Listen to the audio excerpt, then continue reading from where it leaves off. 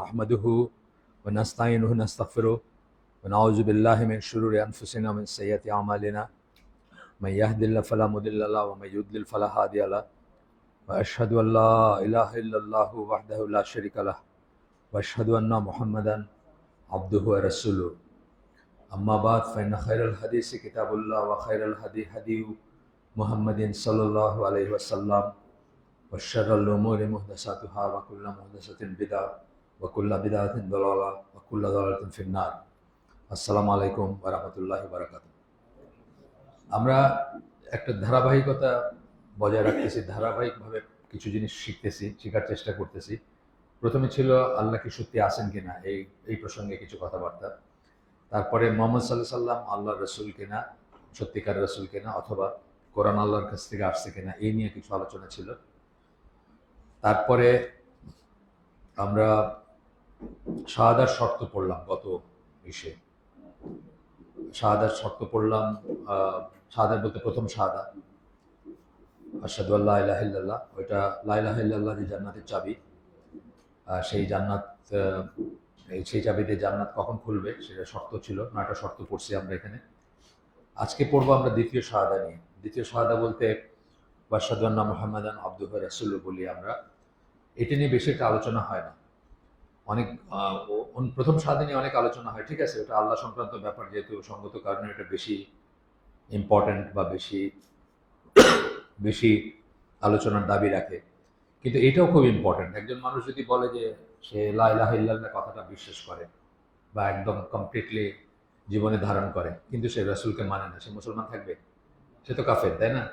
তাহলে দ্বিতীয় শাহাদাটা equally important. কিন্তু অনেক সময় আমরা এটা নিয়ে চিন্তা করি না, আমরা কি বলতেছি, বা আমরা যখন বলি তখন আমরা সাক্ষ্য দিচ্ছি, এটার মিনিং কি, সেটা আমরা অনেক সময় চিন্তা করি না। তো প্রথম আলোচনাটি সাজিয়েছেন যিনি লিখছেন, প্রথমে বলতেছেন, প্রথম আন্ডারস্ট্যান্ডিংটা হচ্ছে যে আল্লাহ রসুল সাল্লাল্লাহু আলাইহি সাল্লামকে আল্লাহ সমগ্র মানব জাতির ভিতর থেকে বেছে নিছেন to be the last prophet, শেষ নবী হিসাবে।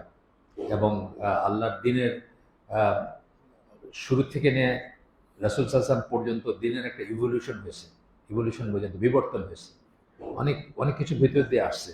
এক সময় সাপ, লাঠি সাপ হয়েছে মুজিজা দেখানোর জন্য, এক সময় মৃতকে জীবিত করতে হয়েছে, বা শেষ পর্যন্ত কি দাঁড়ালো, আল্লাহ রসুলের কি মানে নিদর্শন কি, কোরআন, তাই না? কোরআনই হচ্ছে আল্লাহ রসুলের মিরাকেল, যেটাকে আমরা বলি। তো এখন এই যে অনেক সময় ধরে ইভলিউশন হয়ে আসলো, কমপ্লিট যখন হইলো দিন, মানে শেষ, এখন থেকে নাকি এমন পর্যন্ত আর নতুন করে দিন কোনো আসবে না, বা নতুন কোনো নবী আসবেন না। এই কমপ্লিট হওয়ার জন্য যাকে, মানে শেষ নবী যাকে শ্রেষ্ঠ বা মানব শ্রেষ্ঠ বলেন, যাই বলেন, তাকে চুজ করা হয়েছে শেষ নবী হওয়ার জন্য। এটা আল্লাহ বেছে নিয়েছেন।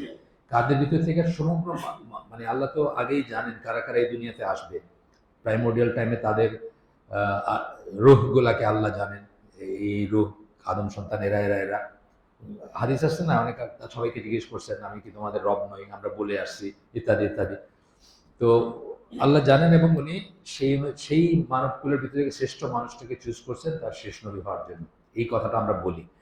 এখানে সূরা কাসাসের 68 নম্বর আয়াতে বলতেছে যে তোমার রব বেছে নেন, মানে যা খুশি সৃষ্টি করেন এবং যা খুশি বেছে নেন, বা যাকে ইচ্ছে তাকে বেছে নেন, এই সেন্সটা আসছে এখানে। তারপরে আরেকটা আয়াত কোট করতেছেন এখানে, সূরা আল আনাম 124 নম্বর আয়াত। এখানে বলতেছেন যে আল্লাহই সবচেয়ে ভালো জানেন কার কাছে তার বাণী পাঠাইতে হবে। এই কথাটা কেন বললেন? আমাদের নবী তথা আগের যত নবী, তাদের ব্যাপারে তারা সাধারণত দুই একজন ছাড়া, সুলাইমান আলাইহিস সালাম বা এই ধরনের দুই একজন ছাড়া, তারা সাধারণ মানুষের ভিতর থেকে তাদেরকে নেওয়া হয়েছে, বা আল্লাহ তাদেরকে সাধারণ মানুষের ভিতর থেকে তাদেরকে দায়িত্ব দিয়েছেন, নবুয়তের দায়িত্ব, বা বেছে নিয়েছেন তাদেরকে। তো এটা তখনকার কোরআনের ভাষায় আল মালাউ, ওইখান থেকে বোধহয় মালাউন কথাটা আসছে, আমি শিওর না। আল মালাউ মানে গ্রেট ওয়ান্স, বিগ ওয়ান্স, প্রত্যেক সমাজেই থাকে। ফুটানিওয়ালা মানুষ থাকে না, আবু জাহাল, আবু সুফিয়ান বা আবু লাহাব, বা আরও ছিলেন যারা তখনকার মুশরিকদেরই, এরকম সব সমাজই থাকে। ফেরাউনের, মুসা আলাইহিস সালামের সময় ফেরাউন ছিলেন, অন্যান্য আরও গল্প দেখবেন আপনি, যে হুদ আলাইসাল্লামের গল্প বা আরো যাদের, তাদের সময় তাদের ইসে দেখবেন যে কিছু মানুষ থাকে যারা খুব অহংকারী থাকে, যারা সমাজের সমাজপতি থাকে, এবং তারা মনে করে যে ওয়াহি বা নবুয়ত আমাদেরকে কেন দেওয়া হলো না, আমরাই তো এটার দাবিদার বেশি, আমরাই হকদার বেশি, আমরাই বেশি নলেজেবল, তো এটা বা আমরাই বেশি প্রভাবশালী। এটা মানে স্বাভাবিকভাবে মনে হইতে পারে মানুষের। আমি চিন্তা করি মাঝে মাঝে যে আমাকে যদি 7th সেঞ্চুরি আরবিয়াতে কেউ জিজ্ঞেস করতো, ধরেন নবীকে পাঠানোর আগে যদি কেউ জিজ্ঞেস করতো যে একজন নবী আসবে, বলো তো কোন কোন দেশে কোথায় আসবে, তা আমি বলতাম হয় রোমান সাম্রাজ্যে আসুক, নাহলে পারস্যে আসুক, কারণ তারা খুব মাইটি, খুব পাওয়ারফুল, এবং ওইখানে আসলে দাওয়াতি কাজ খুব স্ট্রং হবে, বা আমাদের বুঝ অনুযায়ী, মানুষের বুঝ অনুযায়ী। কিন্তু আমাদের বুঝ এবং আল্লাহর বুঝ আলাদা। আল্লাহ তাকে এমন একটা জায়গায় পাঠাইছেন যেটা কেউ দখলও করতে আসে নাই ঠিক মতো। ওই আব্রাহার কথা আমরা জানি একবার, কিন্তু এছাড়া ওইখানে কিছুই হয় না, মানে কেউ দখলও করতে আসে নাই, ওটাকে কেউ মানে ওয়ার্থ মনে করে না, ইম্পর্টেন্স ছিল না কোনো এরকম একটা জায়গা। আল্লাহর বুঝ এবং আমাদের বুঝ আলাদা। আল্লাহ সেখানে পাঠাইছে, সেখানে কার কাছে দিচ্ছেন, কাকে দিচ্ছেন নবুয়ত? যার জন্মের আগে বাবা মারা গেছেন, ছোটবেলায় মা মারা গেছেন, আর মানে ট্রাইবাল সোসাইটিতে বাপ নাই মা নাই, খুবই ডিফিকাল্ট জীবনযাপন করা, তাই না? চাচার আশ্রয়, দাদার আশ্রয় প্রথমে, তারপর চাচার আশ্রয়।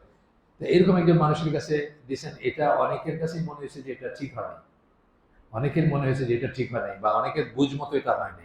কিন্তু আল্লাহ সবচেয়ে ভালো জানেন কার কাছে তার তার বাণী পাঠাবেন, বা উনি চুজ করে নিয়েছেন, এবং তার উইজডম আমাদের উইজডমের মতো না।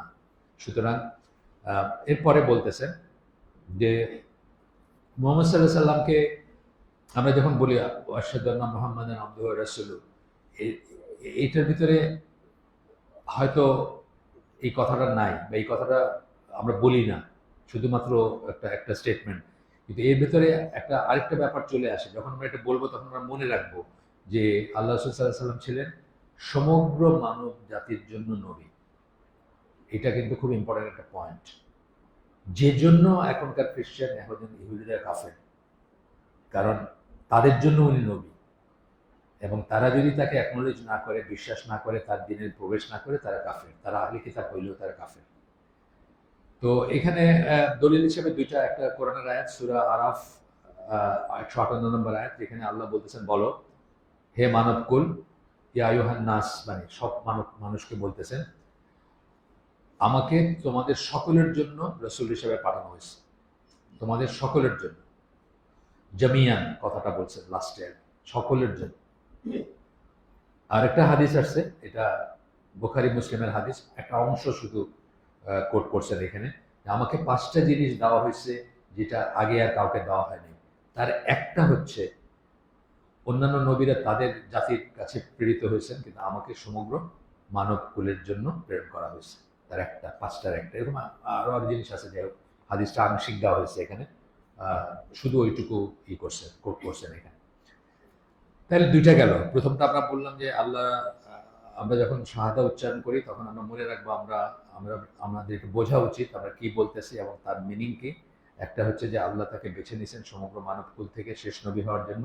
2 নম্বরটা আমরা পড়লাম, তিনি ছিলেন সকল মানবকুলের জন্য নবী বা রাসূল। আচ্ছা, এরপর একটা হচ্ছে 3 নম্বর পয়েন্টটা হচ্ছে, এই পয়েন্টটা খুব ইম্পর্টেন্ট, সবই ইম্পর্টেন্ট, কিন্তু এটা আমরা একটু বেশি সময় নিয়ে আলোচনা করব। 3 নম্বর পয়েন্টটা হচ্ছে যে তাকে, আমরা যখন এই শাহাদা উচ্চারণ করি তখন আমরা এটা বলতেছি, বা এটাও বলি যে নিশ্চয়তা সহকারে আমরা বলি, বা বলি মানে বলা হয় যে তিনি যে বাণী, যে যে ওয়াহি, যে বাণী তাকে বলা হয়েছিল আমাদের কাছে পৌঁছায় দিতে, সেটা উনি 3টা সি বলবো আমরা, মনে রাখবেন, জীবনে অনেক কাজে লাগবে পরে। ক্লিয়ারলি, কমপ্লিটলি এবং কারেক্টলি পৌঁছায় দিয়ে গেছেন। 3টা কথা বললাম, ক্লিয়ারলি মানে এর ভিতর জাহিরি বাতিনি বলতে কিছু নাই, গোপন কিছু নাই, অস্পষ্ট কিছু নাই। কমপ্লিটলি মানে কিছু ভুলে যান নাই, আর কারেক্টলি মানে কিছু ভুল করেন নাই, অশুদ্ধ কিছু বলে যান নাই। এই 3টা জিনিস যদি কি, এই 3টা জিনিস যদি আমরা আমাদের মানে অন্তরে ধারণ করতাম, আমরা জীবনে কোনোদিন কোনো বেদাত করতে পারতাম না। কারণ যখন আমরা একটা বেদাত করতেছি, ধরেন একটা মিলাদ অথবা 40 বা 4 দিন বা যশনে জুলুসে যাই করতেছি, আমরা কিন্তু আইদার বলতেছি যে রাসূল কিছু ক্লিয়ারলি বলে যান নাই। জাহেরি বাতিনি বললাম না, সিনায় সিনায় কিছু কথা কিছু মানুষের বলে গেছেন, আর কিছু কথা আম পাবলিকের জন্য বলে গেছেন, কিছু জিনিস খাস পাবলিকের বলে গেছেন, ওইগুলা ওরা ওই সুফিল লাইন বা ওইসব লাইন থেকে আছে, কিছু কথা সবাইকে বলে গেছেন। আমরা যদি বুঝতাম এটা, তাহলে আমরা কিন্তু এটা কত বড় গর্হিত কাজ, তাহলে আমরা এরকম কোনো কিছু করতাম না। আমরা বলতেছি উনি গোপন করে গেছেন, কিছু পরিষ্কার করে বলে যান নাই আমাদের। ফজিলতের জিনিস অনেক গোপন করে গেছেন। একবার সূরা ফাতিহার সাথে 100 বার সূরা ইখলাস দিয়ে শবে বরাতের রাত্রে নামাজ পড়লে 1 রাকাত যে কত ফজিলত, এটা উনি লুকায় গেছেন, আমাদেরকে বলে যান নাই ক্লিয়ারলি। কিন্তু কাউকে কাউকে বলে গেছেন, যেগুলো ওই চেন থেকে আইসা এখন আমাদের মসজিদগুলোতে মানুষ করে আর কি। আপনারা জানেন শবে বরাতের আমল আছে না অনেক। আমরা তো এই দেশে বড় হয়েছি, আমরা হালুয়া রুটি সবই ছিল। হালুয়া রুটি পাশের বাড়িতে মোমবাতি জ্বালাইছি, তারাবাতি জ্বালাইছি, মরিচ বাতি জ্বালাইছি, সবই করছি। এখন সেগুলো ত্যাগ করছি, ঠিক আছে। তো ক্লিয়ারলি গেল, কমপ্লিটলি কেন বললেন যে কিছু একটা হলো মানে লুকায় গেছেন বা জাহেরি বাতেনি ব্যাপার, আরেকটা হচ্ছে কমপ্লিটলি বলেন নাই, মানে আধা বলছেন আর আধা বলেন নাই। আমি একটা উদাহরণ দিব এখানে, যেটা নিয়ে আমাদের দেশে খুব ডিসপিউট আছে, মানে বড় ধরনের। আমি জানি না এখানে বলাটা সঠিক হবে কিনা আপনাদের এখানে বলা এই উদাহরণটা, তারপরে আমি বলি যে রসুলকে যখন কিছু জিজ্ঞেস করছে কেউ, তখন ওই ব্যাপারে কমপ্লিটলি বলাটা ওনার উপর ওয়াজিব। আমি একটা কিছু জিজ্ঞেস করছি, ইয়া রাসূলুল্লাহ, এরকম ধরেন কেউ জিজ্ঞেস করছে। এই জিনিসটা আমাদের সমাজে দেখেন, রমাদান আসলে, রমাদান অ্যাকচুয়ালি কি আমাদের মার্সির, করুণার সময়, রহমতের সময়, মাগফিরাতের সময়। কিন্তু এখন রমাদান টাইম মানে ফিতনা টাইম বাংলাদেশে। পয়লা শুরু হয়ে গেল 8 রাকাত না 20 রাকাত, হ্যাঁ 8 রাকাত না 20 রাকাত করবেন। সৌদি আরবের সাথে নাকি বাংলাদেশের সাথে রাখবেন, ফিতনার অনেক ডাইমেনশন আছে। সৌদি আরব না বাংলাদেশ, 8 না 20। দেখেন এই যে হাদিসটা আছে, যে হাদিস থেকে এই রাতের সালাত সম্বন্ধে জিজ্ঞেস করছেন আল্লাহ রাসূল সাল্লাল্লাহু আলাইহি সাল্লামকে, উনি কিন্তু উত্তরে বলেন নাই যে আয়েশাকে কি জিজ্ঞেস করে নিও যে আমি কি করি বা আমি কি পড়ি ঘরে, সেটা আয়েশাকে জিজ্ঞেস করেন, এটা বলেন নাই। উনি বলছেন 2 করে পড়তে বলছেন। 2 রাকাত দিয়ে পড়াটা এই সম্বন্ধে যে জ্ঞাতব্য সাধারণ মানুষের জন্য, সেটা উনি কমপ্লিটলি বলছেন। সুতরাং যে 2 এর মাল্টিপল যে কোনো কিছু পড়বে সে ঠিক আছে। অনেকটা ধরেন আমি ভাত খাই, আরেকজন স্প্যাগেটি খায়, আরেকজন খেজুর খায়, আরেকজন বার্লি খায়। উনি নির্ধারণ করে দিয়ে যান যে তোমাকে আমার মতো বার্লি এবং খেজুরি খেতে হবে। এইটা যেরকম ব্যাপার, এই ব্যাপারটা সেরকম। কেউ তাকে ভালোবেসে এক্স্যাক্টলি তার মতো করে নামাজ পড়তে চাইতেছে, 8 রাকাতই পড়বে, 3 রাকাত। যেমন আমরা পুরা মাস পড়ছি তারাবি, 8+3 অথবা 10+1 অথবা 10+3 এভাবে পড়ছি, ম্যাক্সিমাম 8+3 পড়ছি। কিন্তু এটা না পড়লে নামাজ হচ্ছে না, এটা কিন্তু বাইগোট্রি বা ডগমা। তখনই আমরা বলতেছি যে আল্লাহ রসুলকে যখন জিজ্ঞেস করা হয়েছে উনি কমপ্লিটলি বলে যান না, কিছু বাদ রেখে গেছিলেন, আয়েশাকে জিজ্ঞেস করে জানতে হবে সেই জন্য। এটা ঠিক না, এই লাইনটা ঠিক না। আমি এই মজলিসে বলতে একটু হেজিটেট করছি, কারণ আপনারা হয়তো উল্টা মতটা ধারণ করতে পারেন মনে, যে 8ই ঠিক আর কিছু পড়া যাবে না। কিন্তু আমি 8ই ঠিক এটা যেমন বলি নাই কোনোদিন, 20ই ঠিক এটাও কোনোদিন বলিনি। এবং আমি সৌদি আরবে গত এই 2023 সালের পুরো রমাদানটা আমি সৌদি আরবে ঘুরে যেতে ছিলাম। আমি ম্যাক্সিমাম টাইম আমরা পড়ছি 10+3, এবং যখন শেষ 10 দিন আসলো, প্রথম দিকে 10 রাকাত, শেষ রাত্রে 10 রাকাত, 10+3 বা 10+1, 21, টোটাল 21 রাকাত। তো ওইখানে কোনো আমাদের কোটান চুলকানি, যেটা আর কি চুলকানিটা দেখিনি আমি। কিন্তু এইখানে আমাদের দেখেন, এটা নিয়ে মুখ দেখা দেখি বন্ধ, মসজিদে যাওয়া যাই বন্ধ। এই মসজিদে 20 পরে আমি যাব না। সৌদি আরবের ফতোয়া দেখেন, ইসলাম কিউবে আমি বলে দিচ্ছি, যাদের অ্যাক্সেস আছে দেখবেন। যে সমাজে 20 রাকাত সালাত পড়া হয়, ওই সমাজে 8 রাকাত পড়ে উঠে চলে যাওয়াকে তারা ফিতনা বলছেন যে এটা ইউনিটি নষ্ট করবে, এটা যেন না করে কেউ। যে সমাজে 20 রাকাত পড়া হয়, ধরেন আপনি, মেন প্রশ্নটা আসছে আমেরিকা বা কানাডায় কোন একটা মসজিদে এক ভদ্রলোক বলতেছে যে আমি তো হানাফি মসজিদ, আমি যাই বলতে 20 রাকাত পড়ে আমি কি করবো। বলছেন 20 রাকাত কমপ্লিট করে যাওয়া, কারণ এই যে 8 রাকাত পুরো বাইরে হয়ে যাচ্ছে, এটা কিন্তু সমাজের ভিতরে একটা বিভেদ সৃষ্টি করে। আপনি দেখবেন সবাই তাকাইতেছে এখন যেসব মসজিদে 20 রাকাত পড়ে আর কি সেখানে। আপনার দিকে তাকাইতেছে, উঠে চলে গেল, একটা একটা দল, একটা গ্রুপ চলে গেল, এটা ঠিক না। যাই হোক, আবার আসি ফিরে, আরেকটা বলছেন কি কারেক্টলি, কোনো ভুল করেন না আল্লাহ রসুল, ক্লিয়ারলি, কমপ্লিটলি, কারেক্টলি বললাম, ভুল করেন নাই কোনো। আল্লাহ রসুল ভুল থেকে প্রোটেক্টেড। কে প্রোটেক্ট করছেন? আল্লাহ প্রোটেক্ট করছেন।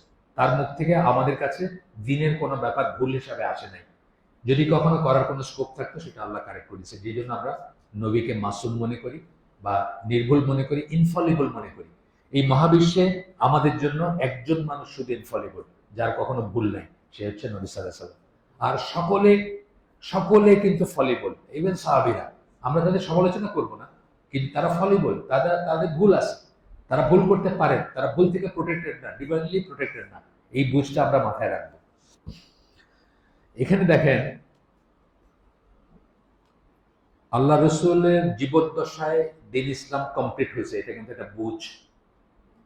সূরা মায়েদার 3 নম্বর আয়াতে আল্লাহ বলছেন যে আজকের দিনে তোমাদের জন্য তোমাদের দিনকে আমি কমপ্লিট করে দিলাম, পারফেক্ট করে দিলাম, আমার ফেভার তোমাদের উপর কমপ্লিট করলাম এবং ইসলামকে তোমাদের দিন হিসাবে নির্ধারণ করলাম। এই এই আয়াত, এটা বিদায় হজের মাঠে, মানে আল্লাহ রসুলের মৃত্যুর 81 দিন বা 80 দিন আগের কথা। এটা বিদায় হজের মাঠে এই আয়াত নাজিল হয়। এরপরে লেজিসলেটিভ কোনো আয়াত আসে নাই, অন্যান্য আয়াতের কনফার্মেটরি আয়াত আসছে পরে যতদিন বেঁচে ছিলেন। তো এই ঘটনার পরে বা এই যে দিন কমপ্লিট করার কথা আল্লাহ বলতেছেন, তারপরে পৃথিবীতে মাত্র 2টা দিন আছে, দিন আল ইসলাম, দিন আল কুফর। হয় আপনি কাফের, নয় আপনি মুসলিম, মাঝামাঝি কিছু হওয়ার কোনো স্কোপ নেই। কতকটা এটা কতকটা ওইটা হওয়ার কোনো স্কোপ নেই। এটা যেমন একটা সত্যি কথা, আরেকটা হচ্ছে কি কমপ্লিট করা মানে কি আপনার জন্য যোগ বিয়োগ গুণ ভাগ করার কোনো স্কোপ নেই। সুতরাং আপনি যখনই বলতেছেন একটা এক্সট্রা ইবাদত, হ্যাঁ, যেটাগুলো বললাম 40 4 দিন, মিলাদ, জশ্নে জুলুসে, ওই শবে বরাত ইত্যাদি, তখনই কিন্তু আপনি বলতেছেন যে আসলে আল্লাহ, হয় আল্লাহ ভুলে গেছেন, না হয় আল্লাহ গোপন করছেন, না হয় আল্লাহ ভুল করছেন, অথবা রসুল ভুলে গেছেন। একই কথা। আল্লাহ মানে আল্লাহ রসুল তার মন গড়া কিছু বলেন নাই, নাহলে রসুল ভুলে গেছেন, রসুল ভুল করছেন, অথবা রসুল কিছু গোপন করছেন। যেটাই বলেন ওটা কিন্তু আসলে কুফরি পর্যায়ের গুণ। আপনি তো চিন্তা করেন না, আপনি হয়তো চিন্তা করেন না যে আমি কি বলতেছি, ইমপ্লিকেশনটা কি, এটা চিন্তা করেন। সুতরাং এইটার জন্য বেশি সময় নিলাম আমরা। আপনারা মনে রাখবেন যে এরপর একটা হাদিস আসছে, একটা কোরআনের আয়াত আসতেছে। প্রথম আসতেছে সূরা নূরের 54 নম্বর আয়াত, যেখানে আল্লাহ বলতেছেন যে রসুলের কর্তব্য হচ্ছে পরিষ্কারভাবে মেসেজ পৌঁছায় দেওয়া, পরিষ্কারভাবে তার বাণী যেটা বা ওয়াহি যেটা, সেটা আমাদের কাছে পৌঁছায় দেওয়া, সেটা উনি করছেন, পরিষ্কারভাবে পৌঁছায় দিয়েছেন। এরপরে হাদিসটা, এটা হচ্ছে আলবানির মতে সহিহ, এটা আহমদ এবং বাইহাকীর হাদিস। এখানে বলতেছেন যে আমি তোমাদেরকে এমন একটা পথের উপর রেখে গেলাম যার রাত এবং দিন সমান। এ কথার মানে কি? আমরা এই যে ফ্লাড লাইটে খেলা দেখি না, দেখেন ওই যে ঢাকা স্টেডিয়ামে হয় না, ক্রিকেট খেলা হয়, ওখানে দেখেন টস করতেছে একটা কয়েন দিয়ে টস করে। রাতের বেলা তো, এখন রাত তো, কিন্তু ওই কয়েনটা তো দেখতে পাইতেছে, তাই না? তার মানে কি, এমন ভাবে আলোকিত যে এখানে একটা পিন পড়লেও আপনি দেখতে পাবেন। আল্লাহ রসুল কি বলতেছেন যে আমি তোমাদের এমন একটা পথের উপর রেখে যাচ্ছি যার রাত এবং দিন সমান। এখানে হারানোর নাই, লুকানোর নাই, বা কিছু একটা দেখবেন না, এরকম কোন ব্যাপার না। তারপরে বলতেছেন কঠিন কথাটা, যে এরপরে যে এখানে পথ হারাবে, সে ধ্বংস হয়ে যাবে। অর্থাৎ এত পরিষ্কার ভাবে আমি রেখে যেতেছি সবকিছু, তারপরে যে পথ হারাবে সে ধ্বংস হয়ে যাবে। ঠিক আছে? এরকমই একটা মানে প্রসঙ্গত একটা আয়াত আছে, আমি আপনাদেরকে পড়ে শোনাই। এই আয়াতটা পড়লে আমার নিজের কাছে, আমার নিজের জন্য ভয় লাগে আসলে। আমি মনে করি প্রত্যেক বক্তা যিনি কথা বলেন দিন নিয়ে বা যারা প্রিচ করেন, তাদের সবাই ভয় লাগা উচিত। আমি অনেক সময় অনেক এসে আপনার অনেক হালাকা আউট অফ দ্য ওয়ে গিয়ে আমি এটা পড়ি আর কি। সূরা নিসার 115 নম্বর আয়াত। আমি এই লাইনের পড়াশোনা করতে শুরু করার পরে এটার ইম্পর্টেন্স দেখছি, আগে আমি বুঝি নেই। বাংলাটাই পড়ি। আর কারো নিকট সৎপথ প্রকাশ হওয়ার পর সে যদি রাসূলের বিরুদ্ধাচরণ করে এবং মুমিনদের পথ ছাড়া অন্য পথ অনুসরণ করে। দুইটা কথা বললেন। রাসূলের বিরুদ্ধাচরণ করা মানে কি? তার সুন্নাহর বিরুদ্ধে যাওয়া। তাই এখন তার রাসূল আমার সামনে নাই, আমরা তো তার বিরুদ্ধাচরণ কিভাবে করবো? তার সুন্নাহর এগেইনস্টে যাওয়া। আর মুমিনদের পথ ছাড়া অন্য পথ অনুসরণ করে। তখনকার জন্য কাদের কাছে নাজিল হইতেছে এটা? সাহাবীরা। তাহলে সাহাবীদের পথ ছাড়া অন্য কোনো পথ যদি অনুসরণ করে, তবে যেদিকে সে ফিরে যায় সেদিকেই তাকে আমরা ফিরিয়ে দিব, অর্থাৎ তাকে ঘুরতে দিব ওই ভিসাস সাইকেলে। বেকা পথগুলা যেখানে ঘুরতেছে, সে সহবেরাত করতেছে, তার চোখে ওগুলো দেখতে সুন্দর লাগবে, সেদিকেই ফিরিয়ে দেব এবং তাকে জাহান্নামে দগ্ধ করব। আর তা কতই না মন্দ আবাস। ভয়ঙ্কর কথা না? রাসূলের বিরোধিতা করা মানে সুন্নাহর এগেইনস্টে গিয়ে আপনি নিজে একটা কিছু করলেন, হুইচ ইজ বেদাত, অথবা নতুন কিছু আবিষ্কার করলেন বা বিরোধিতা করলেন। কত মানুষ আছে সুন্নাহর বিরোধিতা করে, কত মানুষ সুন্নাহ টোটালি ইগনোর করতেছে। এখন আপনি জানেন বড় একটা জনগোষ্ঠী আছে, বড় বড় শিক্ষিত মানুষরা আছে, এই বাংলাদেশে আছে, কোরআনিয়ন, হ্যাঁ, আহলে কোরআন টোটালি টোটালি সুন্নাহ করতেছে। টোটালি যারা সুন্নাহ অস্বীকার করে তাদেরকে কি বলে? স্কলাররা কি বলছে? তাদেরকে বলেন জিন্দিক। জিন্দিকরা কাফের চোখ খারাপ। কারণ এরা কি ছদ্মবেশে এরা ইসলামের ভিতরে প্রবেশ করে ইসলামকে ধ্বংস করার জন্য, তাদেরকে জিন্দিক বলা হয়। আব্দুল্লাহ বিন সাবা, ওই যে ইহুদি ছিল এবং শিয়াদের ফোরফ্রন্টে বলা হয় তাকে, আলী রাদিয়াল্লাহুর সময়টায়, ওসমান রাদিয়াল্লাহুর মৃত্যুর সময়টা সে ছিল, তাকে জিন্দিক বলে সবাই। কারণ বলে যে সে মুসলমান হয়েছিল আসলে ইসলামকে ধ্বংস করার জন্য, এরকম ধরা হয়। আর যারা কোরআনকে মানে সুন্নাহকে অস্বীকার করে তাদেরকে, এটা নিয়ে অনেক আমার একটা বই আছে, সুন্নাহর কর্তৃত্ব মর্যাদা, এবং মুর্শিদা সিদ্দিকের প্রায় 28টা এপিসোডের একটা সিরিজ আছে এটা নিয়ে, এই পার্টিকুলার ব্যাপারের উপর। খুব ইম্পর্টেন্ট জিনিস এটা, সুন্নাহর কর্তৃত্ব মর্যাদা। মানে সুন্নাহ সমান ইসলাম, সোজা কথা, নো সুন্নাহ নো ইসলাম। সোজা বাংলায় বললে, মানে আমরা যদি ইকুয়েশন হিসাবে বলি ইসলাম সমান সুন্নাহ, তাহলে একটা ইকুয়েশনের ডান সাইড বা সাইড জিরো হলে ডান সাইড জিরো হয়ে যায়। মানে সুন্নাহ যদি না থাকে তাহলে কোনো ইসলাম নাই, সিম্পল কথা। আচ্ছা, তো এখানে যাই হোক এই হাদিসগুলো আমরা দেখলাম। তারপরে এরপরে বলতেছেন যে আমাদের কোনো গ্রিক ফিলোসফি, রোমান বা মানে ইউরোপিয়ান ফিলোসফার বা বাইরের কাছ থেকে আমাদের কিছু জানার, বোঝার, ধার করার নাই। ইসলাম বুঝতে গিয়ে আমাদের বাইরের কারো শরণাপন্ন হওয়ার কোনো দরকার নেই। ইসলাম কমপ্লিট, যে কথাটা বারবার বলতেছে, ইসলাম রসুলের জীবদ্দশায় কমপ্লিট। আর এই জন্যই সূরা আলে ইমরানের 19 এবং 85 নম্বর আয়াতে আল্লাহ বলছেন যে ইসলাম ছাড়া কোনো দিন কারো কাছ থেকে অ্যাকসেপ্ট করা হবে না, দুই জায়গায় বলছেন। আচ্ছা, গেল। আমরা যখন বলি যে ওয়াশহাদু আন্না মুহাম্মাদান আবদুহু ওয়া রাসূলুহু, তখন আমরা এই সাক্ষ্য দেই যে আল্লাহ রাসূল সাল্লাল্লাহু আলাইহি ওয়াসাল্লাম হচ্ছেন শেষ নবী। এটাও কিন্তু আল্লাহ রাসূলই বলে গেছেন যে 30 জন মেজর ক্লেমেন্ট আসবে নবুয়তের, আরো গুড়াগাড়া তো থাকবেই, 30 জন বড় বড় আসবে, যেমন মুসাইলামা বা আরো পরে আসছে, গুড়াগাড়া আছে। বাংলাদেশে নবী আছে জানেন, মিরপুরে আছে কিন্তু নবী, মিরপুরে মাজার রোড দিয়ে গিয়ে, ওখানে আপনারা চাইলে দেখতে পারবেন, নবী আছে একজন, নিজেকে নবী মনে করে। আচ্ছা, এখানে বলতেছেন যে দলিল হিসাবে সূরা আহজাবের 40 নম্বর আয়াত দিতেছেন যে Muhammad is not the father of any man among you. Muhammad তোমাদের ভিতরে যারা পুরুষ, ম্যান বলতে পুরুষ বলছেন, কারণ মেয়েদের বাবা তো উনি ছিলেন, কিন্তু কোনো পুরুষের বাবা না। এই কথা দুটা মিনিং আছে, কেন বলছেন এই কথা পরে বলতেছি। But he is the messenger of Allah, কিন্তু উনি হচ্ছেন আল্লাহ রাসূল and the last of the prophets, এবং শেষ নবী।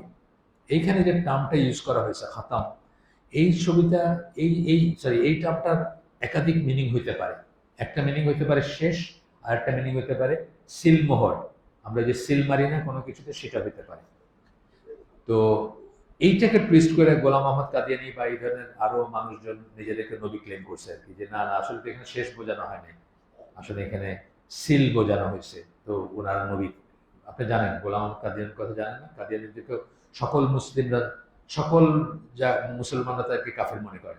বাংলাদেশে আমরা অত সচেতন না, কিন্তু আমরা অত সচেতন না। আমারই ক্লাসমেট একটা মেয়ে, তার বোনের বিয়ে হয়েছে এক কাদিয়ানির সাথে। কাদিয়ানি বড় বড় মানুষ আর কি, অনেক পরে আমরা জানছি যে উনি কাদিয়ানি। উনি বুয়েটের আর্কিটেকচার ফ্যাকাল্টির ডিন ছিলেন একসময়, উনি এই প্রাণ RFL এই গ্রুপেরও ডিরেক্টর। অনেক পরে আমরা জানছি যে উনি কাদিয়ানি। বাংলাদেশ জিনিসটা নিয়ে কনসিয়াস না মানুষ। আপনার ইসলামিক ফাউন্ডেশনের ডিজি ছিল কাদিয়ানি, মৌলানা ওয়াল। উনি যখন সৌদি আরবে যাবে কোনো একটা সম্মেলনে, তখন সৌদি আরব তাকে ভিসা দেয়। ইসলামিক ফাউন্ডেশন ডিজিকে ভিসা দেয় না, এটা তো একটা বিরাট খবর। পরে জানা গেল এই জন্য ভিসা দেয় না যে উনি কাদিয়ান, উনি কিন্তু এই গণজাগরণ মঞ্চে বসছিল, ওই যে শাহবাগী ওখানে বসছিল পরে।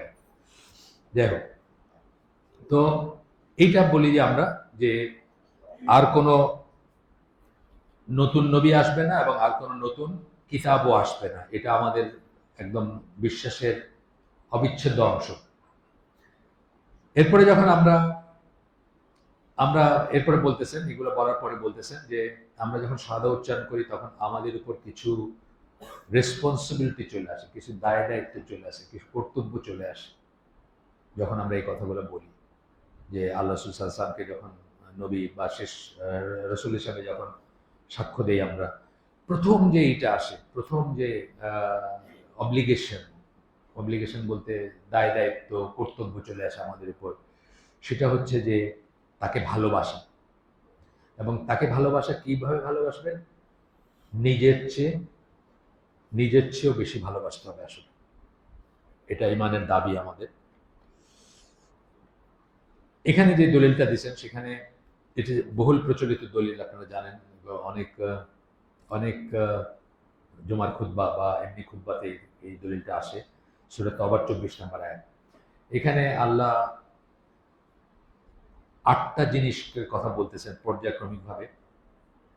এই 8টা জিনিসের প্রতি ভালোবাসা, এই 8টা জিনিসের প্রতি ভালোবাসা যদি আমাদের আল্লাহ রাসূল এবং জিহাদ ফি সাবিলিল্লাহর চেয়ে বেশি হয়, তাহলে পরিণতির জন্য ওয়েট করতে বলতেছেন, অর্থাৎ শাস্তির জন্য ওয়েট করতে বলতেছেন। সেই 8টা জিনিস আমি পড়ি আপনাদের। ইন রো বলছেন, আমাদের বাবারা, মানে বলছেন ইফ ইয়র, মানে তোমাদের বাবারা, তোমাদের ছেলেরা, তোমাদের ভাইয়েরা, তোমাদের স্পাউস, স্ত্রী বা স্বামী যাই হোক, তোমাদের নিকটাত্মীয়, এই 5টা হচ্ছে সম্পর্ক। আল্লাহ রসুলকে আমরা সবকিছুর চেয়ে এবং সবার চেয়ে বেশি ভালোবাসবো, আল্লাহ এবং আল্লাহ রসুলকে। সবকিছুর ভিতরে জিনিস আসবে আর সবার ভিতরে সম্পর্ক আসবে। 5টা সম্পর্ক বললাম আমরা। এই 5টা সম্পর্ক বলে তারপরে আল্লাহ বলতেছেন জিনিসের কথা। কি কি জিনিস? The wealth that you have gain, আপনি যে সম্পদ জমা করছেন সেটা। এরপরে বলতেছেন the commerce in which you fear decline, যে ব্যবসায় আপনি ক্ষতির ভয় করেন, মন্দা হয়ে যেতে পারে ব্যবসা, বুঝছেন, বৃষ্টি পড়ছে, আজকে তার ব্যবসা হইলো না, আছে না এরকম অনেক জিনিস? আমরা তো ভয় করি তো, বন্যা হয়েছে ভয় করি যে আমার ধানগুলা চলে যাবে। যার যেটা ব্যবসা হোক, চাকরি হোক, যেটার আমরা ভয় করি যে এটা নাও থাকতে পারে নিয়ামতটা, সেটার কথা বলতেছে। আর কি বলতেছেন? দ্য ডুয়েলিংস, যে বাসায় আমরা থাকি, আমরা কিন্তু সবাই আমাদের বাসস্থানকে ভালোবাসি, ছোট থেকে ছোট, বড় থেকে বড়, সেটা যত ছোটই হোক। আমি একটু উদাহরণ দিই মাঝে মাঝে। একদিনের জন্য চিটাগং গেছেন আপনি, আজকে নাইট কোচে গেছেন, দিনের বেলা একটা কাজ করবেন, করে আবার নাইট কোচে ফিরে আসবেন। একদিন চিটাগং গেছেন, গরমের দিন হঠাৎ দুপুরবেলা মনে হচ্ছে ইস, যদি একটু বাসায় লুঙ্গিটা পইরা ঢিলা কইরা একটু ফ্যানের নিচে বসতে পারতাম, পাটা ছড়ায়। এইটা হলো বাসার কমফোর্ট, যেটা দুনিয়ার কোথাও পান না। বাসায় একটা কমফোর্ট আছে, ছোট হোক বড় হোক। যদি রিয়েলি আপনার হোম যেটাকে বলি, হাউস এবং হোমের ভিতরে তফাৎ আছে না, আপনার হোম যেটা, সেটাতে যে কমফোর্ট, এটা কিন্তু আপনি অন্য জায়গায় পান না। এটাও আল্লাহর তরফ থেকে নিদর্শন, এবং এটার কথা কোরআনের অন্যত্র আসছে। যার বাড়ি নাই সে জানে এটা কত বড় নিয়ামত। আপনার হোমলেস আছে, বাংলাদেশেও আছে, বাইরেও আছে। আমেরিকাতে দেখবেন ওই যে সাবওয়ে, ওই নিউ ইয়র্কের সাবওয়ের নিচে, ওই যেখানে ট্রেন যায় তার নিচে ওই স্টেশনের প্ল্যাটফর্মটা এরকম, এই জায়গার ভিতরে মানুষ থাকে। এই যে যে খাতটা আছে এটার ভিতরে মানুষ থাকতেছে, এটাই তার জীবন, এটাই তার বাড়ি, এটার কোনো বাড়ি নেই। অনেক আছে হোমলেস, মানে আপনি একটু সার্চ দিয়ে দেখলে দেখবেন যে আমেরিকায় কত হোমলেস মানুষ আছে, যদি ঐশ্বর্যের ছড়াছড়ি। যাই হোক, যেটা বলতেছি যে 8টা জিনিসের কথা বললাম, এই 8টা জিনিসের প্রতি ভালোবাসাটা কিন্তু আল্লাহরই দেওয়া এবং ইনহেরেন্ট বলি আমরা। ইনহেরেন্ট মানে কি? সহজাত, জন্মের সাথে সাথে এটা আমাদের ভিতরে আসবে। আমরা আমাদের বাবাকে ভালোবাসবো, আমাদের ছেলেকে ভালোবাসবো, আমাদের ওয়াইফকে ভালোবাসবো, এটা অটোমেটিক্যালি আসবে, এটা দোষের কিছু নাই। কিন্তু এইটার ভালোবাসা যেন ওই 3টার চেয়ে বেশি না হয়, আল্লাহ রাসূল এবং জিহাদ ফি সাবিলিল্লাহ, তার চেয়ে যদি বেশি হয়, তাহলে আল্লাহ বলতেছেন যে ওয়েট করো পরিণতির জন্য। হ্যাঁ, then wait until Allah brings about his decision, মানে টর্মেন্ট, মানে শাস্তির জন্য অপেক্ষা করতে বলতেছেন, রেডি হইতে বলতেছেন ইনফ্যাক্ট। আচ্ছা, আমরা কতক্ষণ যাবো? 8:30 নাকি নাজিম? 8:30। আচ্ছা, দ্বিতীয় যে পয়েন্টটা বলতেছেন যে রেসপন্সিবিলিটি আমাদের উপরে আসে, আমাদের উপর যে দায়িত্ব আসে, অব্লিগেশন আসে, রেসপন্সিবিলিটি আসে যখন আমরা বলি ওয়াশহাদু আন্না মুহাম্মাদান আবদুহু ওয়া রাসূলুহু, তখন কি আসে? এখানে বলতেছেন যে তাকে যেন আমরা সকল ব্যাপারে আমাদের রোল মডেল হিসাবে গ্রহণ করি বা এক্সাম্পল হিসাবে গ্রহণ করি। এটা চলে আসে, এটা দায়িত্ব বা এটা কর্তব্য হয়ে যায় আমাদের তখন। এখানে ফেমাস আয়াত কোট করছেন সূরা আহজাবের 21 নম্বর আয়াত, যেখানে বলতেছেন যে নিশ্চয়ই আল্লাহ রাসূলের ভিতরে তোমাদের জন্য চমৎকার উদাহরণ রয়েছে, এক্সাম্পল রয়েছে, রোল মডেল যেটা আমরা বলি বা এক্সাম্পল বলি না, চমৎকার আদর্শ যেটা বলি রয়েছে। কার জন্য? কার জন্য? যে আল্লাহ এবং আখিরাতে আশা করে বা আশা রাখে। আল্লাহ এবং আখিরাতে আশা রাখে কথাটা মানে কি? এটা ইমানের শর্ত। কিন্তু যে আল্লাহ আখিরাতে আশা রাখে না সে কে? কাফের। যে আল্লাহ এবং আখিরাতে আশা রাখা মানে এটা ইমানের শর্ত। তার মানে রাসূলকে সকল ব্যাপারে রোল মডেল মনে করাটা অ্যাকচুয়ালি আমাদের ইমানের শর্ত, কিন্তু আমরা এটা রিয়েলাইজ করি না এবং আমরা এটা মনে মানে মানে এটা চিন্তাও করি না। আমি একটা লেখা আছে আমার হাত দিয়েছি, শেষ হয় নাই, দ্য লস্ট ব্যাটল, মানে যে যুদ্ধ আমরা আগেই হেরে গেছি, যুদ্ধ শুরু হওয়ার আগে, সেটা হচ্ছে এই যে কাফেরদের এগেইনস্টে আমাদের এত হম্বি তম্বি, কত রকম চিৎকার চেঁচামেচি, এগুলো কোনো কাজে লাগবে না যতক্ষণ আমরা সকল ব্যাপারে আল্লাহ রাসূলকে রোল মডেল করতে পারিনি। কারণ আপনি দেখেন এই যারা যেটা করে আর কি, যে ক্রিকেট খেলে সে দেখবেন একটা ক্রিকেট তারকা তার একটা ছবি লাগায় পোস্টার লাগায় রাখছে, হ্যাঁ, সকাল বিকাল দেখে আর ব্যাট দেখতে এরকম করে। এ কিন্তু কোনোদিনই পোস্টারের মতো হইতে পারবে না, কারণ সে আগেই স্বীকার করে নিয়েছে যে এই লোকটা সুপিরিয়র।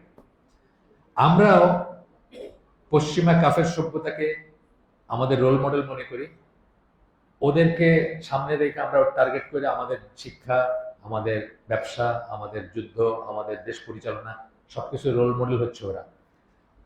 আমরা কোনোদিন ওদের সাথে জিততে পারবো না, আমরা আগেই হেরে গেছি, যুদ্ধের আগেই হার হয়ে গেছে আমাদের। হ্যাঁ, আমরা যদি কোনোদিন সকল ক্ষেত্রে রসুলকে রোল মডেল মনে করতে পারতাম, মেয়ের জন্য জামাই খুঁজতেছি, যদি বুঝতাম যে রসুলের সবচেয়ে কাছে কাছে কার 10টা ছেলে আছে ভিতর আল্লাহ রসুলের সবচেয়ে ক্লোজ, মানে সব দিক দিয়ে আল্লাহ রসুলের সবচেয়ে কাছে কার চরিত্রটা দেখতে বা কথায় বার্তায় বা চালচলনে বা মুআমালাতে বা ব্যবহারে কোন ছেলেটা আল্লাহ রসুলের সবচেয়ে ক্লোজ সেটাকে চুজ করতাম আমরা, তাইলে বুঝতাম যে আমরা মানে মেয়ের জামাই হিসাবে, নিজের ফ্রেন্ড হিসাবে, সেনাপতি হিসাবে, রাষ্ট্রনায়ক হিসাবে, ব্যবসায়ী হিসাবে, ব্যবসায়িক পার্টনার হিসাবে সবকিছু যদি আমরা খুঁজতাম যে কে আল্লাহ রসুলের সবচেয়ে ক্লোজ, তখন আমরা কিন্তু এই কথাটা বলতে পারতাম। কিন্তু আমরা কি তাই করি? আমরা মেয়ের জামাই খুঁজতে গেলে শাহরুখ খানের মতো দেখবো আর কি, সুটটাই পরা একদম হ্যান্ডসাম প্রিন্স, হ্যাঁ, শাহরুখ খান।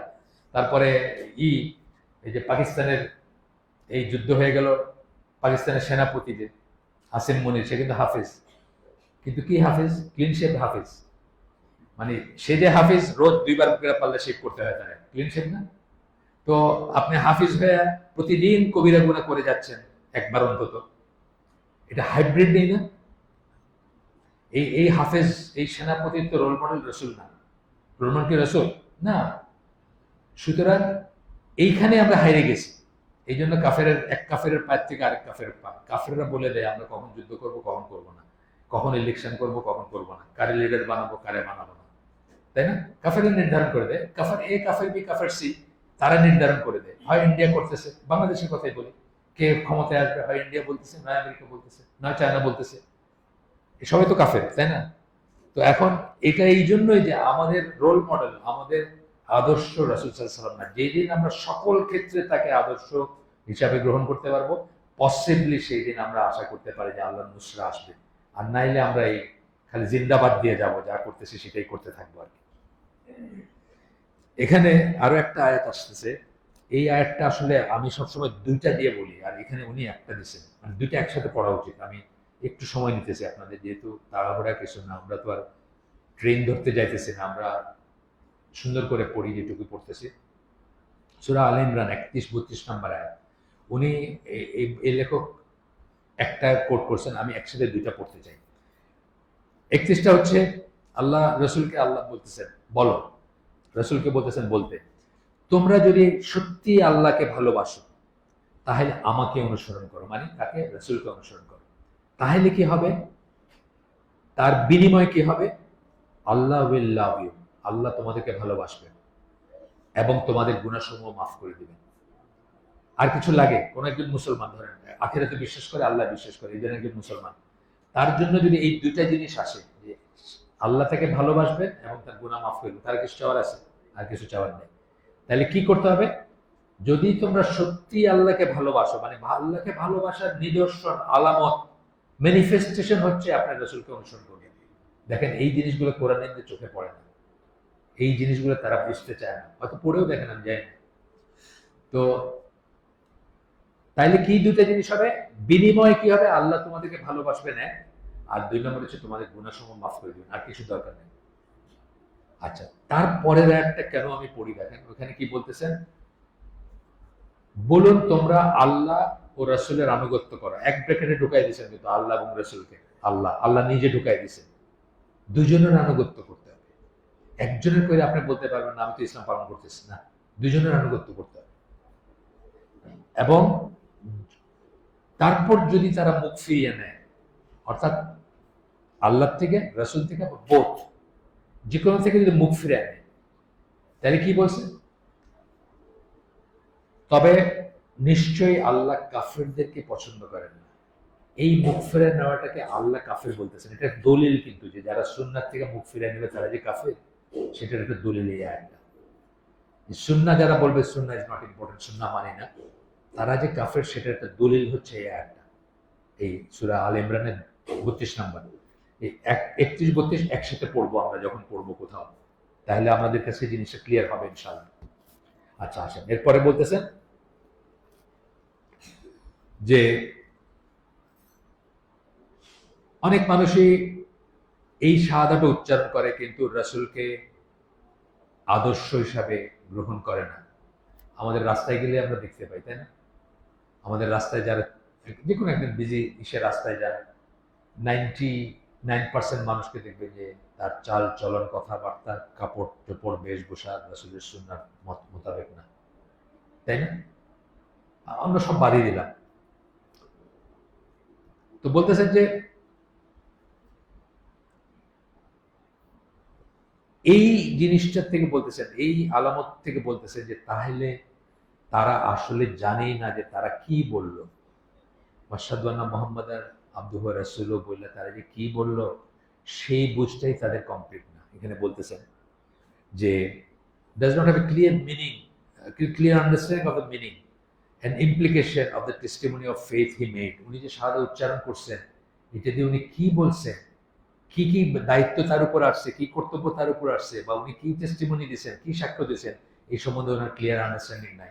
যদি থাকতো তাহলে উনি তাকে রোল মডেল মনে করতেন, প্রতিটি বিষয়ে রোল মডেল মনে করতেন। এরপরে আসতেছে আল্লাহ রাসূল থেকে, আল্লাহ রাসূলকে রোল মডেল যদি আমরা মনে করতাম, তাহলে তার চেয়ে বেশি কিছুও করতে চাইতাম না। ভালো কাজও কিন্তু তার চেয়ে বেশি করা যাবে না, তাই না? যারা সূরা ফাতিহা একবার সূরা ফাতিহার সাথে 100 বার ইখলাস পড়তেছে, তারা কিন্তু ভালো কাজ মনে করেই করতেছে, ঠিক না? তারা তো ভালো কাজ মনে করতেছে। যারা ট্রাক ভর্তি করে 300 ট্রাক নিয়ে যশনে জুলুসে মানে পোলাপান, মাদ্রাসার পোলাপান নিয়ে এই করতেছে, তারা কিন্তু ভালো কাজ মনে, তারা এখন কি বলতে শুরু করছে, সকল ঈদের বড় ঈদ নাকি এটা।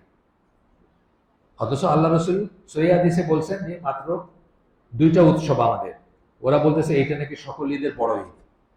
তার মানে কি, সে আসলে বুঝে নাই যে সে কিসের শাহাদাতে কি বলতেছে। এই হাদিসটাতে আল্লাহ রাসূল বলতেছেন যে আমি আল্লাহর কসম করে বলতেছি যে তোমাদের ভিতর আমি আল্লাহকে সবচেয়ে বেশি ভয় করি, আমি সবচেয়ে কনসাস, আল্লাহ সম্বন্ধে সবচেয়ে সচেতন, ভয় করি সবচেয়ে বেশি। তারপরে বলতেছেন ওই যে 3জন সাহাবী আসছিলেন রাসূলের ওয়াইফদের কাছে, এসে জিজ্ঞেস করছিলেন কি আমল করেন। তারপর একজন বলছিলেন যে আমি আর কোনোদিন ঘুমাবো না রাত্রে, সারা রাতের সালাতে থাকবো। আরেকজন বলছিলেন যে আপনার কি বলে সারা বছর রোজা রাখবেন, নফল রোজা। আরেকজন বলছিলেন বিয়ে শাদী করবেন না। ওইটা শোনার পরে আল্লাহ রাসূল এই কথাগুলো বলতেছেন, শুধু এই কথাগুলোকে তুলে দিচ্ছেন এখানে, যে আমি আল্লাহর নামে কসম কেটে বলতেছি যে আমি তোমাদের ভিতর আল্লাহকে সবচেয়ে বেশি ভয় করি এবং আল্লাহ সম্বন্ধে সবচেয়ে বেশি সচেতন। কিন্তু আমি রোজা রাখি এবং ভাঙি, আমি সালাত আদায় করি এবং ঘুমাই, এবং আমি বিয়ে করি, মানে ঘর সংসার করি। Whoever turns away from my সুন্নাহ, যে আমার সুন্নাহ থেকে মুখ ফিরায় নিল, সে আমার কেউ না। যে আমার সুন্নাহ থেকে ফালাইসা মিন্নি বলছেন, মানে আমার কেউ না, তার নিজের সাথে সম্পৃক্ত করছেন। আমরা যদি রসুলের কেউ না হই, তাহলে আমরা কি আসলে রসুলের কিছু যদি না হই আমরা, তাহলে আমরা আসলে কি হব? প্রকারান্তরে আমরা অবিশ্বাসী, তাই না? এরকমই তো ব্যাপার। যদিও এটা খুব শক্ত করে বলতে গিয়ে বলছেন, এটা যে মিন করছেন ওই সাহাবীদেরকে যে তোমরা কিছু হয়ে গেছো তা না, কিন্তু ব্যাপারটা চিন্তার ব্যাপার আছে। এরপরে আসতেছে, আমরা যখন শাহাদা উচ্চারণ করি, তখন আমাদের উপরে এটা অব্লিগেটরি বা ওয়াজিব হয়ে যায় যে আমরা সম্পূর্ণ আনুগত্য থাকবে আমাদের রাসূলের প্রতি, পরিপূর্ণ আনুগত্য থাকবে। পরিপূর্ণ আনুগত্য কথাটা মানে কি? যে কোনো ইফ অ্যান্ড বাট থাকবে না। একজন মানুষের প্রতি কিন্তু এই ব্যাপারটা আছে সারা মহাবিশ্বে, আর কারো প্রতি না। আগেই বললাম আমরা ইনফলিবল শুধু একজন। সাহাবীরা সালাতে দাঁড়াইছেন রাসূলের পিছনে, রাসূল জুতা খুলে রেখে দিয়েছেন এক পাশে, সব সাহাবীরা জুতা খুলে রেখে দিয়েছে তার দেখা দেখি। ঠিক উনি যেরকম রাখছেন সেরকম রাখছেন। সালাত শেষে উনি জিজ্ঞেস করেন, তোমরা জুতা খুলছো কেন? যে আপনি যে খুললেন। বলে, আমার জুতার নিচে তো নাপাকি ছিল, আমাকে খবর দিয়েছেন এই ফেরেশতারা, বা ফেরেশতা খবর দিয়েছেন, জিব্রাইল সম্ভবত। তো তোমাদের তো সেই ব্যাপার না। কিন্তু উনি এটা বলেন না যে তোমরা খুব ভুল করছো, তা না, এটাই ঠিক।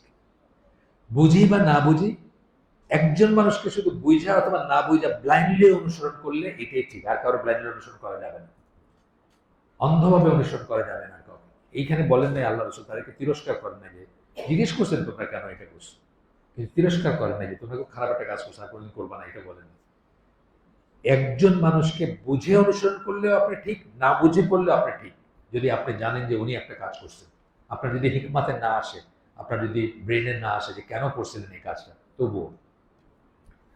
আচ্ছা, এরপরে আসতেছে সূরা নিসার ৮০ নম্বর আয়াত। এই আয়াতটার যে কথা, এটা এই যে বললাম যে সারা মহাবিশ্বে একজন মানুষের বেলায় এটা প্রযোজ্য।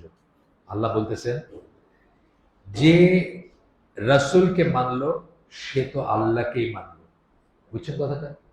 রাসূলকে মানা ইজ ইকুয়াল টু আল্লাহকে মানা। অনেক বড় একটা কথা, কিন্তু এই অথরিটি এই মহাবিশ্বে আর কারো নাই। ইভেন আবু বকর ওমরেরও নাই। তারা তো ১ নাম্বার ২ নাম্বার মুসলিম আল্লাহ রসুলের পরে, তাদেরও কিন্তু এই এই এই স্ট্যাটাসটা নাই, কারণ নাই এটা। কিন্তু আমাদের দেশে আমরা কি করি, বা আমাদের সমাজে বা আমাদের দুনিয়াতে আমরা কি করি, আমরা একজন একজন পীর অথবা একজন পলিটিক্যাল লিডার, তাকে আমরা সম্পূর্ণ আনুগত্য দিই, সে যেটা বলবে ওইটা ঠিক। সে যদি বলে যে, আছে না পলিটিক্যাল লিডার, সে বললো যে এখন নামাজ পড়ার দরকার নেই, মিটিং শেষ করে নামাজ পড়বো, ওইটা ঠিক। বা আরো কত কিছু আপনারা দেখেন, প্রাণ দিয়ে দেয় না মানুষ, পলিটিক্যাল লিডারের জন্য প্রাণ দেয়। কত পলিটিক্যাল লিডারের জন্য কত মানুষ প্রাণ দিয়েছে, তাকে সেভ করতে গিয়ে প্রাণ দিয়েছে।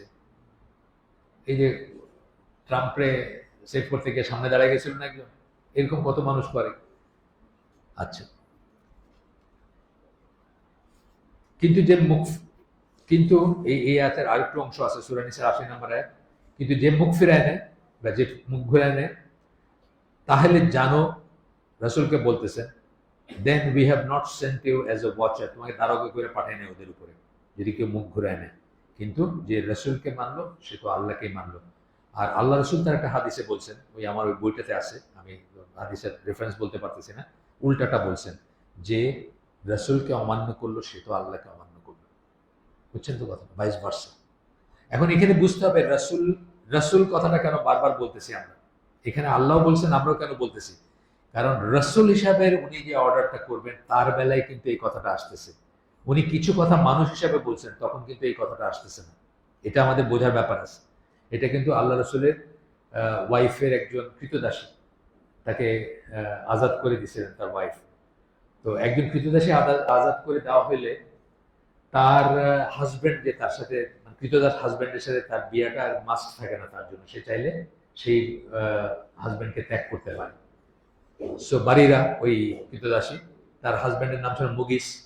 মুগিস বারিরাকে খুব ভালোবাসত এবং সে এসে আল্লাহ রসুলকে জ্যাক ধরছে যে ও যেন আমার না ছেড়ে দেয় আর কি। আল্লাহ রসুল বারিরাকে বলছেন যে বারিরা তুমি মুগিসকে ছেড়ে দিও না। বারিরা রসুলকে জিজ্ঞেস করছেন আপনি আমাকে কি অর্ডার করতেছেন নাকি সুপারিশ করতেছেন? তার মানে কি আপনি নবী হিসাবে রসুল হিসাবে আমাকে বলতেছেন নাকি একজন মানুষ হিসাবে জাস্ট বলতেছেন? আল্লাহ রসুল বললেন না না না, অর্ডার না, আমি শুধু সুপারিশ করতেছি, অর্থাৎ আমি একজন মানুষ হিসাবে রিকোয়েস্ট করতেছি। সাথে সাথে বাড়িরা বললেন যে আমার মুগিসের দরকার নেই। কথা বুঝছেন? তাহলে রসুল হিসাবে আল্লাহ রসুল যে কথা বলবেন আমাদেরকে বলছেন বা বলবেন বা মানে যেগুলো আসছে দলিলে, সেইগুলো আমাদের জন্য সুবিধার্য। কিন্তু তার বাইরে মানুষ হিসাবে অনেক কথা হয়তো বলছেন, যেমন ধরেন নবুয়তের আগে 40 বছর যে অনেক কথা বলছেন না, অনেক কাজ করছেন, কথা বলছেন, সেগুলো কিন্তু আমাদের জন্য অব্লিগেটরি না, সেগুলো শুনতে হবে বা করতে হবে। এটা আমি উসুল ফিকের একটা বললাম, মানে একটা ক্রাইটেরিয়া বললাম যে উসুল ফিকের যারা স্কলার তারা কিন্তু নবুয়তের পরের যে জিনিসগুলো ওইগুলোকে দলিল হিসাবে গ্রহণ করেন। নবুয়তের পরে রসুলের মুখ দিয়ে রসুল হিসাবে যে কথাগুলো বাড়িয়েছে সেগুলাকে, কিন্তু নবুয়তের আগের কথাকে তারা সেটা মনে করেন না। আচ্ছা যাই হোক, আসি আমরা সামনে যাই। এরপরে আসতেছে যে আমরা যখন আশহাদু আন্না মুহাম্মাদান আবদুহু ওয়া রাসূলুহু বলি, তখন আমরা সকল ব্যাপারে তাকে বিচারক হিসাবে মেনে নিই। বিচারক কথাটা মানি, ওই কিন্তু আমার ভিতরে নাই। এখনকার বিচারক আছেন না, তার সুন্নাহ, তার রেখে যাওয়া শরিয়া, তার রেখে যাওয়া নিয়ম কারণ, সেগুলা হচ্ছে সকল ব্যাপারে আমাদের উপর প্রযোজ্য। তাকে উনি হচ্ছেন বিচারক। এখানে ওই সূরা নিসার 65 নম্বর আয়াত কোট করতেছেন, যেখানে আল্লাহ নিজের কসম কাটতেছেন। সাধারণত আল্লাহ তার সৃষ্টির কসম কাটেন, সাধারণত ধরেন ওয়াশ-শামসি ওয়াল ফাজরি ওয়াত-তিনি ওয়াজ-জাইতুনি, এরকম মানে নিজের কসম কাটেন।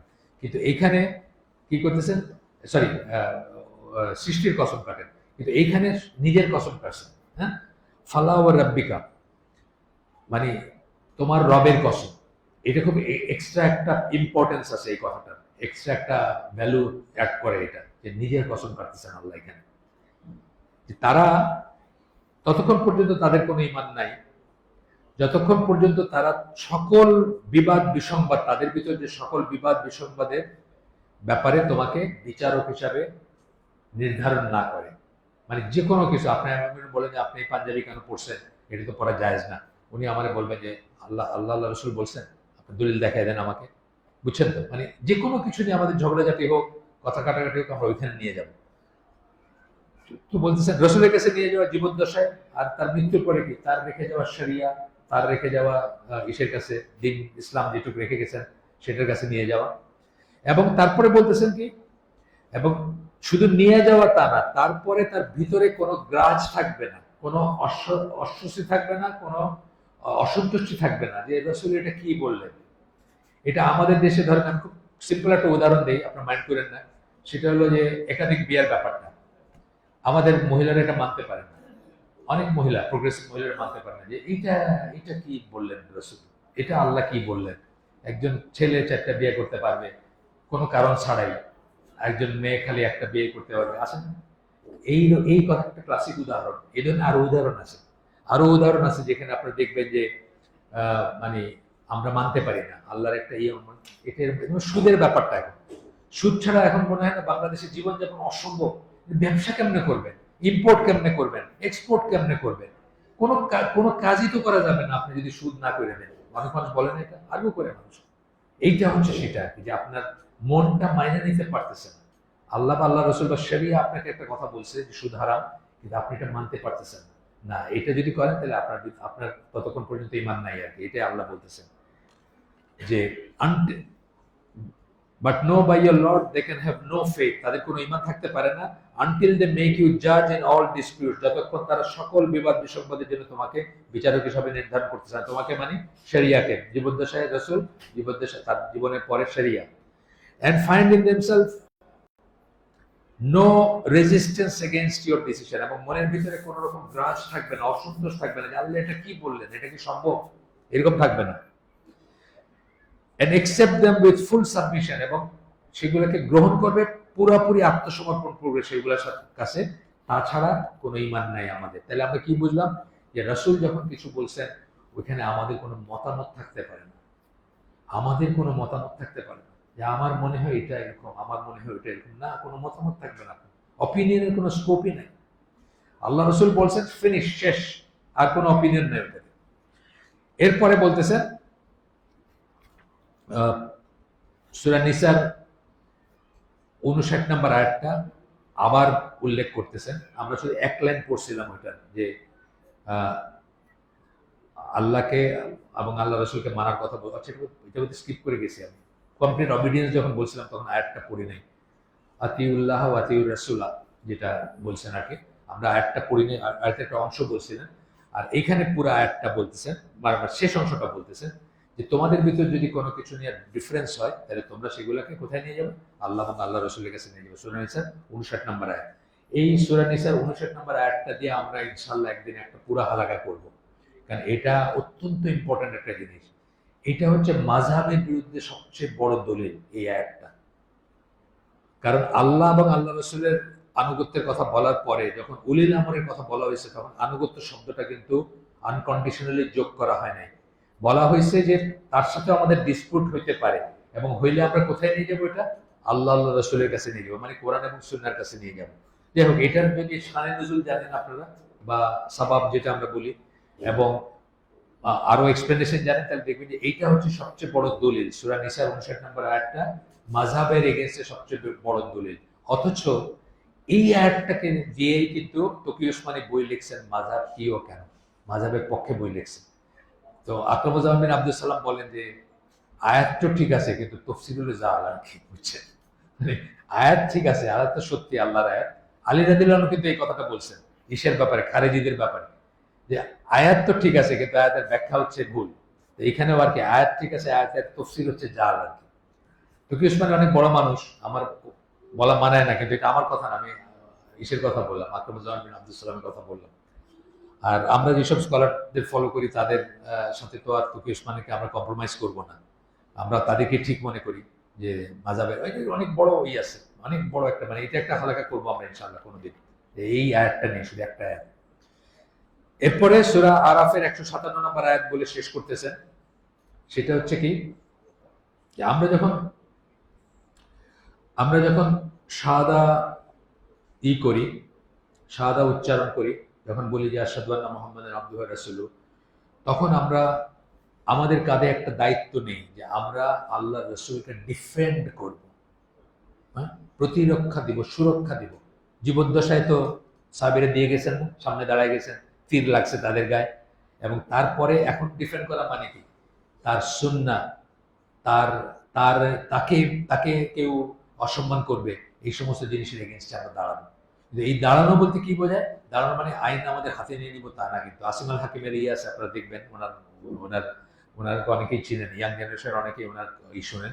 উনি বলছেন, ওনাকে জিজ্ঞেস করছে যে রাসূলকে যদি কেউ অবমাননা করে আমরা কি বলবো? উনি বলেন, যদি মুসলিম দেশে থেকে থাকো তাহলে সরকারকে জানাও, সরকার যেন এটার করে, মানে প্রোটেস্টটা সরকারের কাছে করো, নিজের হাতে আইন তুলে নিও না। আর যদি অমুসলিম দেশে থেকে থাকো তাহলে ওইখানে অমুসলিমদের ইসেও প্রসিডিউর আছে, কি করে তুমি ডিফেন্ড করবা বা করবা। মোট কথা তুমি ডিফেন্ড করার জন্য দাঁড়াবা। আপনার এটা অবশ্য মুসলমানরা করে, আলহামদুলিল্লাহ, করে না যে তা না, কিন্তু আস্তে আস্তে ডিপ্লিট করতেছে, এটাও কমে আসতেছে আজকাল। বলে তো দুই একটা, ওই যে তারপরেও প্রথম আলোর মতো পত্রিকারও ওই মতিউর রহমান ওই ইসের কাছে গেছিল, উবায়দুল হক, আপনার বাইতুল মুকাররমের খতিব ছিলেন, তার কাছে গিয়ে তার পায়ে ধরছিল গিয়ে, যে ওই তার ব্যাপারে কি একটা কার্টুন করছিল রাসূলকে অবমাননা করে, তারপর বুঝছে যে কেস খারাপ, ওখানে গিয়ে করছে আর কি। তো জায়গায় জায়গায় এটা করে, আপনারা ফ্রান্সে ফ্রান্সে তো জানেন এই ঘটনাগুলো কি ঘটছে আর কি। আচ্ছা, তো এখানে বলতেছেন যে সূরা আরাফের 157 নম্বর আয়াত, এটা শেষ, এটা দিয়ে শেষ করতেছেন, কোট করতেছেন এটা, যারা বিশ্বাস করে, হ্যাঁ, যারা ঈমান আনে আর কি, সোজা কথা, those who believe in him, যারা রাসূলের উপর ঈমান আনে, honor him, তাকে সম্মান করে, help him, তাকে সাহায্য করে, and follow the light which has been sent down with him, এবং তার সাথে যে আলো পাঠানো হয়েছে সেটাকে অনুসরণ করে, সেই আলো কি? ব্র্যাকেটে কোরআন। এটা দিয়ে আবার বললেন না যে রাসূল নূরের তৈরি, মানে সূরা মাইদার একটা আয়াতে বলে তো, যেখানে কোরআন মিন করা হয়েছে, ওটা দিয়ে তো বেদাতীরা বলে, যেই দেখেন লেখা আছে এই তো রাসূল নূরের তৈরি। সূরা মাইদার 15-16 নম্বর আয়াত, ভুলে গেছি, ওইদিকে একটা আয়াতকে দিয়ে তারা বলে, যেই দেখেন রাসূল নূরের তৈরি। আচ্ছা, which has been sent down with him, it is they who will be successful. তারাই হচ্ছে সফল কাম। কারা? যারা তাকে বিশ্বাস করে, তাতে যারা তাকে সম্মান করে, যারা তাকে সাহায্য করে এবং যারা তাকে তার সাথে যে আলো দেওয়া হয়েছে সেটাকে অনুসরণ করে। তো এইখানে বলতেছেন যে ignorant people have attacked the sunnah of the Prophet sallallahu alaihi wasallam. অনেকেই সুন্নাহ অ্যাটাক করে বা সুন্নাহকে সমালোচনা করে। It is an obligation upon us to defend his sunnah. আমাদের উপর এটা কর্তব্য, ওয়াজিব, যে আমরা সেই সুন্নাহকে ডিফেন্ড করব। যখন কেউ সুন্নাহকে অ্যাটাক করবে, সুন্নাহকে ছোট করবে, সুন্নাহকে তুচ্ছ তাচ্ছিল্য করবে, খুব কমন একটা হচ্ছে টাকনুর উপরে কাপড় পরা। এটা দেখবেন অনেক প্র্যাকটিসিং মুসলিম এটা নিয়ে তুচ্ছ তাচ্ছিল্য করে, মানে এটা আজকের দিনে এটা প্রযোজ্য না। এটা ওই সময় 1400 বছর আগে প্রযোজ্য ছিল, এটার এখন নেই না। এখন আপনি কেমনে অফিসে যাবেন, স্যুটটাই পরবেন কেমনে যদি টাকনুর উপরে পরেন, অনেক মানুষ এটা অপোজ করে। এটাই বলতেছেন উনি, যে আমাদের উপর অব্লিগেশন, আমরা সুন্নাহকে ডিফেন্ড করব এবং যখনই এটার উপর কোনো আসবে, আপনার কি বলে, কোনো আক্রমণ আসবে, তখন আমরা এটাকে ডিফেন্ড করবো, আমরা এটাকে সুরক্ষা দিব, এটা আমাদের উপর কর্তব্য। এরপরে বলতেছেন যে এই যে আমরা পড়লাম এতক্ষণ পর্যন্ত, যাক বললাম আশহাদু আন্না মুহাম্মাদান আবদুহু ওয়া রাসূলুহু, এটা কিন্তু আমাদের দ্বীনের ফাউন্ডেশন। ফাউন্ডেশন মানে কি? ভিত্তি। এটা নাই তো আমাদের দিন নাই। এটা আমরা রিয়েলাইজ করব এবং রিয়েলাইজ করে আমরা এই যে সাক্ষ্যটা দিলাম, এটা যা যা বলছে, এতক্ষণ ধরে যা বললাম, সেগুলো আমরা জীবনে ধারণ করার চেষ্টা করব এবং সেই অনুযায়ী কাজ করার চেষ্টা করব। সুবহানাকা আল্লাহুম্মা ওয়া বিহামদিকা আশহাদু আল্লা ইলাহা ইল্লা আনতা আস্তাগফিরুকা ওয়া আতুবু ইলাইক। আমরা যে শুনলাম তার মধ্যে ভালো কিছু শুনে থাকলে সমস্ত প্রশংসা আল্লাহর, আলহামদুলিল্লাহ। খারাপ কিছু শুনে থাকলে সমস্ত ব্যর্থতা আমার এবং সেটা শয়তানের তরফ থেকে। আল্লাহ আমাদেরকে তৌফিক দেন যে ভালো শুনলাম তার উপর আমল করার। আসসালামু আলাইকুম ওয়া রাহমাতুল্লাহি ওয়া বারাকাতুহু। আমি তো আসলে আলেম না, আমাকে আপনারা প্রশ্ন করেন, আমি মুফতিও না, আলেমও না। আমার যতটুকু নলেজ আছে সেটুকুর উপর কোনো যেটা পারি সেটা উত্তর দিব, না পারলে আমি সেটা স্কিপ করে যাব। আসসালামু আলাইকুম। আল কোরআনের ভাবানুবাদ পড়ার ক্ষেত্রে অর্থবোধক দিক থেকে বাংলা অনুবাদ বেশি কাছাকাছি নাকি ইংরেজি বেশি কাছাকাছি অনুবাদ? আমাকে জিজ্ঞেস করলে আমি ইংরেজি বলবো কাছাকাছি, কারণ ইংরেজি যারা করছেন তারা অনেক অনেক বেশি রিসার্চ করে, অনেক বেশি লজিস্টিক সাপোর্ট নিয়ে করছেন। আমাদের কথাটা যদি ঠিক হয়, লজিস্টিক সাপোর্ট বলতে আমি বলছি তাদের অনেক রিসোর্সেস ছিল অনেক বেশি, এই জন্য বলবো আমি আর কি। তবে আবু বকর জাকারিয়া ভাইদের মতো যাদের এইটা সৌদি গভর্নমেন্ট একসেপ্ট করছেন এবং তাদের এইটাকে ডেফিনেটলি আমরা একটা অন্য মর্যাদা দিব। কিন্তু আর ট্রান্সলেশনগুলো আমি বললাম না, অনেক ট্রান্সলেশন আসলে খুবই বিরক্তিকর, খুবই বিভ্রান্তিকর ট্রান্সলেশন আছে ইভেন কোরআনের বাংলায়। অনেকে বলে থাকেন জানাজার সালাত নাকি সালাত নয় এবং দোয়া মাত্র। যুক্তি হিসাবে বলা হয় সালাত হলে তো রুকু সাজদা থাকার কথা না। সেটা দয়া করে একটু, হাদিসে যেটা সালাতে তো বলছেন, হাদিসে সালাত বলছেন, রুকু সাজদা নাই। সালাত যে সব একরকম হইতে হবে এমন কোনো কথা নেই, একরকম হইতে হবে এমন কোনো কথা নেই। এমন সালাত আছে যেটাতে 2 বার রুকু আছে না? এই যে সূর্যগ্রহণ চন্দ্রগ্রহণের সালাতে 2 বার রুকু আছে না? আছে।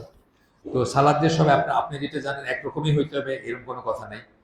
যেহেতু সালাত কথাটা আসছে যেখানে করা, তবে সাহাবীদের ভিতরে এটা নিয়ে মতবিরোধ ছিল। ওই মতটা যে নাই সেটা আমি বলতেছি না। দোয়ার মতটা সাহাবীদের ভিতরেই ছিল, সাহাবীদের কাছ থেকে দোয়ার মত আসছে। কিন্তু আমাদের স্কলাররা সাহাবীদের, ধরেন ইবনে আব্বাস অনেক বড় সাহাবী ছিলেন, ওনাকে আমরা অনেক কিছুতে অনুসরণ করি, কিন্তু উনি বলছেন যে আল্লাহ রাসূল আল্লাহকে দেখছেন। এটা কিন্তু কোনো স্কলার গ্রহণ করেন না, এটা ওনার একটা মত। সাহাবীদের মত যে আমাদের জন্য শিরোধার্য তা না, কিন্তু আমরা আগেই বলছি যে সাহাবীরা ইনফলিবল না। এখানে কি অন্য মতটা গ্রহণ করছেন, যে আয়েশা রাদিয়াল্লাহু আনহা যেটা বলছেন যে এই উম্মার ভিতরে আমি রাসূলকে প্রথম জিজ্ঞেস করছিলাম আপনি আল্লাহকে দেখছেন কিনা, আপনি আপনার সচক্ষে আল্লাহকে দেখছেন কিনা। তখন আল্লাহ রাসূল বলছিলেন how can I see him, উনি তো লাইট, আল্লাহ তো নূর, আমি কিভাবে দেখবো তাকে। হ্যাঁ, এই কথা বলছিলেন। তাহলে এই দুইটার ভিতরে স্কলাররা কি করছেন, এটাকে গ্রহণ করছেন, ওটাকে করেন নাই। একই ব্যাপার জানাজার সালাত কি না সেটা নিয়ে যখন কথা উঠছে, বা সেটা নিয়ে অন্য মতটাও আছে, কিন্তু ইবনে আব্বাস এটাকে সালাত মনে করতেন এবং ইবনে আব্বাস এই সূরা ফাতিহা যেন মানুষ পড়ে এটার জন্য জোরে পড়ছেন, যেন মানুষ শিখে যে সূরা ফাতিহা পড়তে হয় সেটার জন্য আর কি। সুতরাং আমরা সেটাই করি। এটা আপনি বড়জোর বলতে পারেন যে এটা নিয়ে ডিফারেন্ট মত আছে, এটুকুই। চক্ষু চরিত্র ইমান হেফাজতের জন্য বিবাহ করা একান্ত জরুরি, কিন্তু আমি আর্থিকভাবে খুবই অসচ্ছল, আবার আমি বেশি নফল রোজা রাখতে পারি না। আমার এই পরিস্থিতিতে আমার জন্য আপনি আপনার স্ট্যান্ডার্ডটা একটু নামায় ফেলেন। আর্থিকভাবে অসচ্ছল তো আপনি স্ট্যান্ডার্ডটা নামায় ফেলেন। গরিব দিনদার মানুষ খোঁজেন যে তার মেয়েকে আপনার কাছে দিবে। যদি প্রয়োজন হয় আপনি টেম্পোরারিলি শ্বশুর বাড়িতে ওয়াইফ রেখা সেই কন্ডিশনেও বিয়ে করতে পারেন, সেটাও বেটার বলবো দেন অন্য কিছু করাচ্ছে আর কি। তো সেটা করতে পারেন ইনশাল্লাহ। আর সবচেয়ে প্রথম কথা হচ্ছে যে কোনো এরকম ধরনের সমস্যা প্রথম শুরু করবো কি দিয়ে? আমরা আল্লাহর কাছে সাহায্য চেয়ে শুরু করবো। আজানটা দিয়ে দেখ না, আজানই 15টা দিবে নাকি না আর একটু পরে দিলে হবে? আচ্ছা ঠিক আছে। নাজিম আমার পানি দিয়ে দেখ।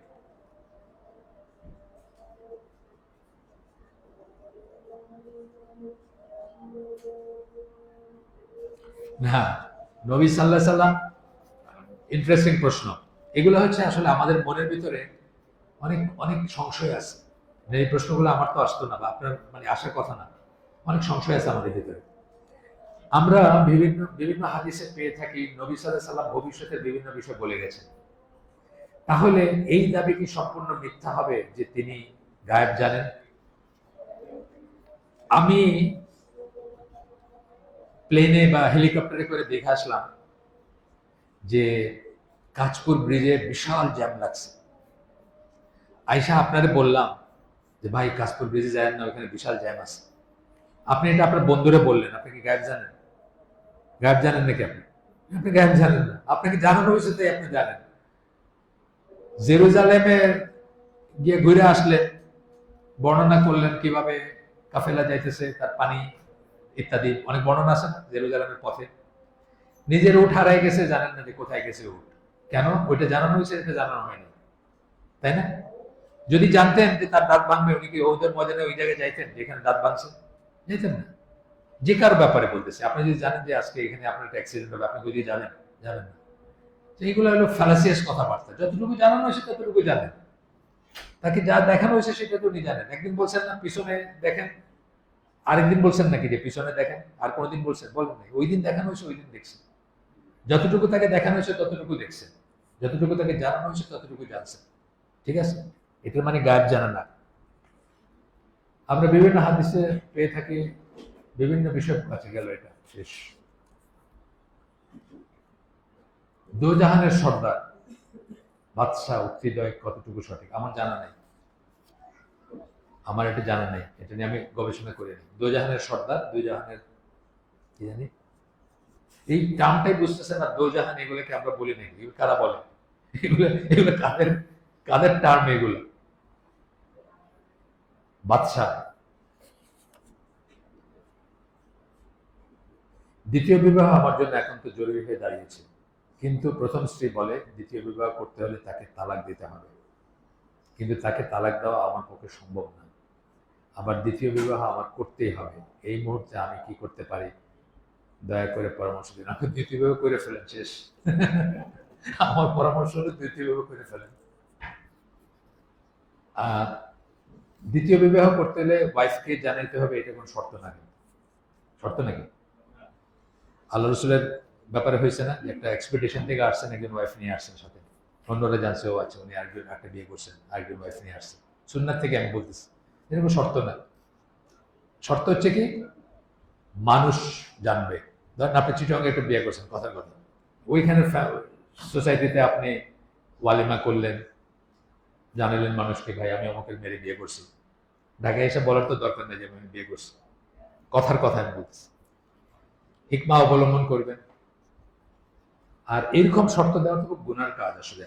এই যে এরকম বলা যায় আমারে তালাক দিয়ে দিবা, এরকম অত্যন্ত গুনার কাজ। শুধু যদি বিয়ের জন্য বলেন, এটা নিয়ে অনেক বড় কথা বলে গেছেন রাসূলুল্লাহ, কঠিন কথা বলে গেছে, অনেক বড় গুনার কাজ। যিনি মহিলা, ওনার তো আখিরাত নষ্ট হয়ে যাচ্ছে যদি উনি এটা বলেন। উনি তো বাংলাদেশের আইন অনুযায়ী বলতেছেন আর কি। বাংলাদেশের আইন আছে না যে প্রথম ওয়াইফের পারমিশনও লাগবে, ইত্যাদি ইত্যাদি। ইমাম সূরা ফাতিহা শেষ করে ফেলেছে, তখন আমি জামাতে আসলাম, আমি সূরা ফাতিহা পড়বো নাকি ইমামের কিরাত শুনবো? না, আপনি সূরা ফাতিহা পড়বেন। সৌদি আরবে তো আমি 1 মাস বললাম না, 1 মাস ছিলাম এসে, এই যে রোজার মাসটা প্রায় 3 মাসের মতো ছিলাম, রোজার মাসটা ছিলাম। তো সৌদিরা তো পাশে দাঁড়াইছে, নামাজ পড়তেছে। তো সূরা ফাতিহা শেষ হওয়ার সাথে সাথে ওরা মানে ইমাম সূরা ফাতিহাটা শুনবে, ওরা ওই সময় কিন্তু পড়বে না।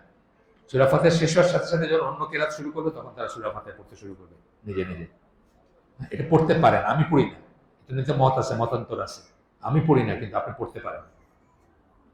মানে আমি বলতেছি, ইমাম সূরা ফাতিহা শেষ করার পরে আপনি ধরেন জামাতেই ছিলেন, সে সূরা ফাতিহা পড়ছে, আপনি শুনলেন, শোনার পরে আপনি ইমাম যখন কেরাত পড়তেছে তখন আপনি সূরা ফাতিহা পড়তে পারেন।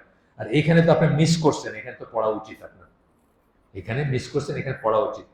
যদি আপনি ওই মতটায় করেন যে এটা ছাড়া সালাত হবে না, এখানে আছে না, হানাফি যদি হন আপনি, যে এটা ওয়াজিব পড়াটা না পড়লেও চলবে, মানে রুকন না ওয়াজিব, তাইলে বোধহয় আরেকটা কথা। আর আপনি যদি রুকন মনে করেন তাহলে আরেকটা কথা। মানে দুইটা এখানে আরো মতামত আছে। যেমন ধরেন রুকুতে পাইছেন আপনি, রুকুতে পাইলে আপনি কি করবেন? আপনি কি রাকাতটা পাইছেন ধরবেন? আমি ধরি যে পাইছি, কিন্তু শহীদুল্লাহ খান মাদানী বলবেন যে পান নাই, আপনি আরেকটা এক্সট্রা রাকাত পড়বেন। বা আরো আছেন অন্যরা বলবেন আপনার হয় না, আরেকটা রাকাত পড়বেন আপনি। এটা এটা আপনি পড়ে নিয়ে দেখবেন কোনটা আপনার জন্য কোনটা কনভিন্সিং সেটা।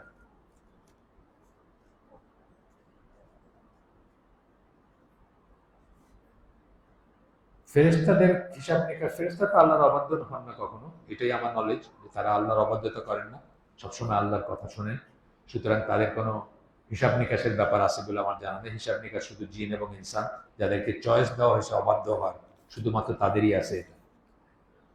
আসসালামু আলাইকুম। ওয়ালাইকুম সালাম। আপনি পাকিস্তানের সেনাপ্রধানের প্রসঙ্গে আলোচনা করায় আমার জানতে খুব ইচ্ছা, ফিলিস্তিনের প্রেসিডেন্ট সহ ফাতাহের অধিকাংশ সদস্য ক্লিন শেখ, অথচ আমরা হামাসের বিপরীতে তাদেরকে কি কারণে এত সৎ ও সঠিক মনে, আপনি মনে করতে পারেন, আমি তো মনে করি না। আমি বলছি নাকি কখনো? আমি কখনো বলি নাই, বা আমি মনে করি না তাদেরকে সৎ। ফিলিস্তিনের তো ডুবছেই এটা করে। ফিলিস্তিনের আল্লাহ নুসরা পাইতে কত বছর বাকি আছে সেটা আল্লাহ জানেন। আপনি দেখেন ওদের ওই ইসরায়েলি আরব যেগুলো আছে, ওগুলোর বিয়ে শাদী, এত ইহুদিদের বিয়ে শাদী করে, আমি তো থকে গেছি একটা ডকুমেন্টারি দেখে। ওদের বিয়ে করতেছে ইহুদি মেয়েকে, ইসলামী মতে বলতেছে বিয়ে করতেছে, কিন্তু ওখানে যা হইল। আর হামাস কি তার দেশ সম্পদ রক্ষার জন্য যুদ্ধ করে মারা গেলে শহীদ নয়? আজকেই আমাদের ছিল হু মানে হু আর দ্য ভিক্টোরিয়াস, আজকে আমাদের হালাকা ছিল তাইফা মানসুরা কারা, কাদেরকে আল্লাহ বলছেন যে সাহায্য প্রাপ্ত দল, বিজয়ী দল। এটা হচ্ছে যাদেরকে তাদের দিন থেকে কেউ বিচ্যুত করতে পারবে না। তারা যদি আল্লাহর জন্য যুদ্ধ করে থাকে তাহলে তারা শহীদ। আর তারা যদি পাওয়ারের জন্য, আধিপত্যের জন্য, দেশের জন্য যদি করে, তাহলে শহীদ কিনা এটা প্রশ্নবোধক চিহ্ন থাকবে। আর যদি আল্লাহর জন্য কেবলমাত্র করে থাকে, অবশ্যই শহীদ তারা। ধর্মযুদ্ধে কেউ যদি আল্লাহর জন্যই করে, ধর্মযুদ্ধ যদি বলা যায় এটাকে, তাহলে তারা অবশ্যই শহীদ। ঠিক আছে, শেষ।